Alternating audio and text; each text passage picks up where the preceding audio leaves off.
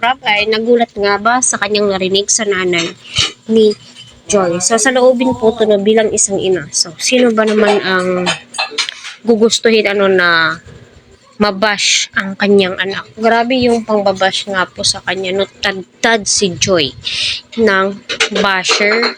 At grabe, nakita ko sa history yung mga nang babash po kay Joy ay ang edad ay 40 pataas. Sad to say kung sino pa po yung mas may edad na sana magbigay ng advice ay sila pa po yung nagsasabi ng mga masiselang salita na hindi na po dapat na ibigkas bilang adult, senior citizen or anong pong tawag dyan.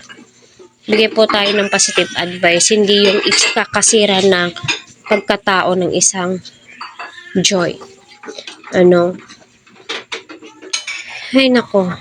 So, kita naman po natin, lately emotional din po ang nanay ni Joy patungkol po dito. So, nakailang interview na po emotional ang kanyang nanay kasi minsan, na tinadtad po si Joy ng pangbabatikos na minsan hindi na po siya makalabas, iyak na lamang po ng yung mental health depression po, grabe po. Ang alam naman po natin ay wala pong ginagawang masama si Joy. So, tama naman po yung sinabi ni nanay niya.